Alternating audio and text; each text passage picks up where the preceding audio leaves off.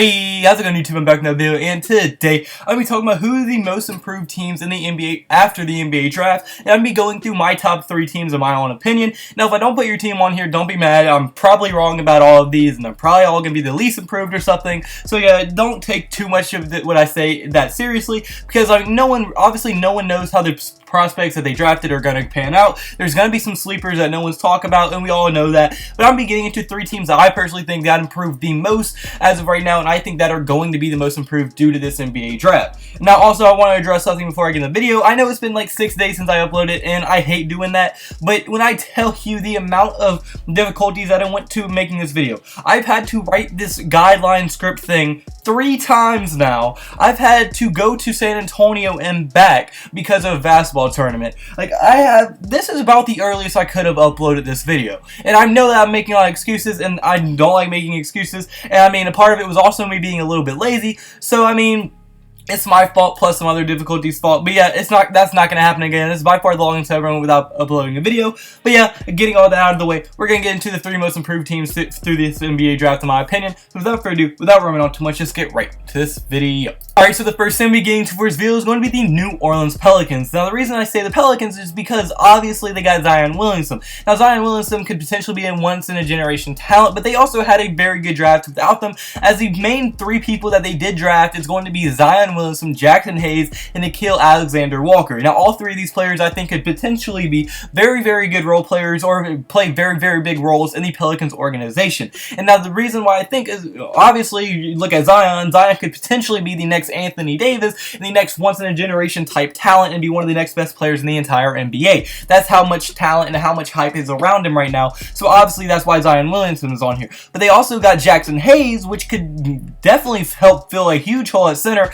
As I mean, right now the starting center would be Jahlil Okafor. Now, depending on what Jackson Hayes shows us in the summer league and in just practice and training camps and stuff, he could potentially fill that hole at center, and he's a very, very athletic center at that. So I mean, their front court is going to be so athletic, because now they're going to have Zion Williamson at power forward and Jackson Hayes at center. They're going to be one of the best shot blocking and one of the best defensive courts in the entire NBA. I mean, it's going to be very, very hard for anyone to stop them, especially in the paint. Jackson Hayes is actually, by a lot said, one of the best shot blockers in the entire NBA draft this year. So I mean, I think he's potentially going to be one of the best sleepers in the entire draft. And now with Zion Williamson and Jackson Hayes pairing up in that front court, I think it's going to be very, very hard to stop. And plus, you also have Jrue Holiday. That's going to be a very, very good defensive team.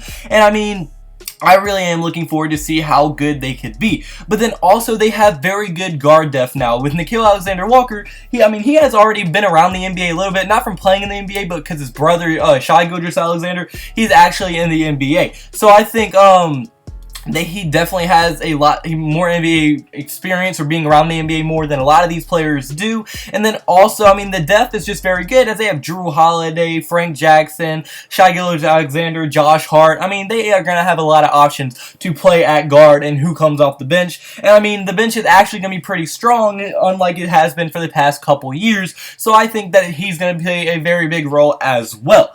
But now my second team for this video is going to be the Atlanta Hawks. Now, you might be like, why'd you pick the Atlanta Hawks? Well, because, I mean, look who they picked. DeAndre Hunter and Cam Reddish. And they did that. Yes, they had to move up to the 4th pick, but they were able to keep the 10th pick, so they got Cam Reddish with that. And I think Cam Reddish and DeAndre Hunter could be very, very good players, as in my opinion, DeAndre Hunter was the most NBA-ready prospect in the NBA draft this year. Not the most talented, but the most NBA-ready. And Cam Reddish, obviously, I mean, small forward. A lot of people were kind of like talking about him, like, oh, he didn't do that good in Duke last year. Why would they pick him this high? Well, I mean, you got to look. They had Zion Williams and RJ Barrett, the 1st and 2nd overall pick, and the 1st and 3rd NBA pick in the entire NBA draft this year. So I mean, obviously his touches are going to be limited, and his scoring is going to be down from what it was in high school, because he didn't get as many touches as he would usually get if he didn't have one of the best players in the entire country, or 2 of the best players in the entire country. So I mean, I don't think you can really look at Cam Reddish's stats this year and say that you can't do that.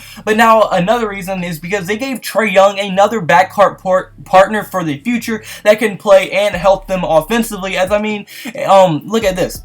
So Trae Young can already score at the point guard position at a very high level, and he's a very good passer. Well, DeAndre Hunter is a very good scorer, so offensively, this backcourt is going to be very, very talented and very, very good. And he's probably going to do it right away, as he is most NBA ready, and he had 2 years of college experience, so he does have a little bit more experience than a lot of these really young guys in the NBA draft. So in my opinion, I think now that they have a legit point guard and shooting guard for the future, for the very far future at that, because I mean, both of them are going to probably sign contracts after their rookie contracts with the Hawks, so they potentially have about 8 years to work together, and this backcourt could become one of the most scariest ones in the entire NBA. But now also, what does Cam Reddish do for the team? Well, he gives them a legit small forward for the future, as right now their small forward is Vince Carter. So I mean, Vince Carter is retiring after this year, and Cam Reddish is going to be able to take up that role, but Vince Carter is a very good role model, or someone to help bring Cam Reddish along, so I think Cam Reddish is going to be very good in his second year. I don't think he's going to start his first year just because Vince Carter's last year,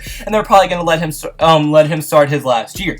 But I think Cam Reddish is going to play his entire second year at the starter, and that he's going to be a very, very huge improvement over Vince Carter, who right now is what, 45 or something. He's very, very old to be in the NBA. So I think they have a legit Cam Reddish, DeAndre Hunter, Trae Young. That's going to be a very, very dangerous team to go in the future. But not only them three, but they also have a man named John Collins, who had a breakout year and was one of the best players, not best, but like he was potentially an all-star level player this year. And they now have a big four that could be extremely scary. Trae Young, who lit him up in the second half of the year. DeAndre Hunter, who I think could be a very good player. Cam Reddish, and then John Collins. If them four stick together and they do develop how they're supposed to, this team in the future could be one of the scariest teams in the entire NBA for sure. And I just think that, I mean, the Atlanta Hawks and the Pelicans are definitely two very improved teams. But now who's the third team? Now this is going to be a sleeper team that not many people or anybody is going to say.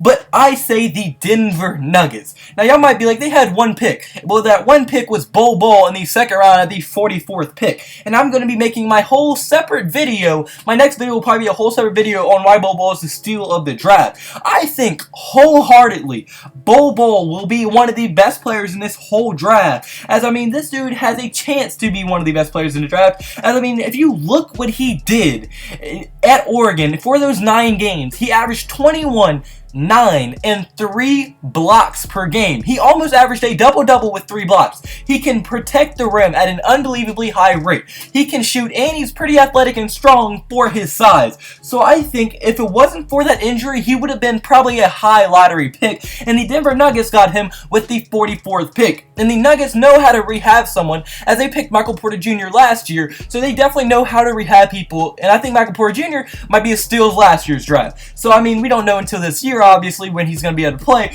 but now Bol Bol, even if he's injured for next year, they're going to be able to repair him, recover him, and he's probably going to come back and be one of these steals of the draft as well. And my next video is going to be on why Bol Bol could be the steal of this draft, and I wholeheartedly think he will be. So I mean, yeah, and I wanted the Pelicans to pick Bol Bol so bad, and they passed up on him a couple times, and I was pretty mad about that. But yeah, that's pretty much the 3 teams I think will be the most improved from this NBA draft. I want to hear, who do you think your 3 most improved teams are in this NBA draft? I want to hear your thoughts in the comment section below. If you did like the video, at any point, hit the like button and subscribe button. It would mean the absolute word to me. And also, hope you have a blessed day. Can have a blessed day. So you need to have a blessed day. See you in the next video. Goodbye. Boo. Blah, blah, blah.